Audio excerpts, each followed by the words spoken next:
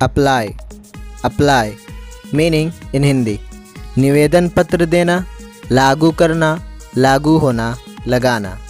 Apply meaning in Urdu लगाना, नाफिज करना, दरख्वास्त करना। चलिए अब कुछ सेंटेंसेस के माध्यम से इसको और समझते हैं। हमारा फर्स्ट एग्जाम्पल है, मैं इस पद के लिए आवेदन करूँगा, जिसका इंग्लिश ट्रांसलेशन है I will apply for this position. I will apply for this position. हमारा नेक्स्ट एग्जाम्पल है, ये नियम अब लागू नहीं होते हैं।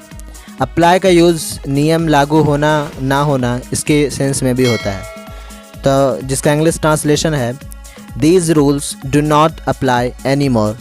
These rules do not apply any more. अगर आपको किसी वर्ड का मीनिंग नहीं मिल रहा तो हमारे कमेंट सेक्शन में कमेंट करें, हम उस वर्ड पर एक पार्टिकुलर वीडियो बनाने की कोशिश करेंगे। उम्मीद करता हूँ कि आपने इस वर्ड को बड़े अच्छे तरीके से समझा। चैनल में और भी वीडियोज़ हैं जिन्हें आप जाकर देख सकते हैं। And please do not forget to subscribe our channel and press the bell icon.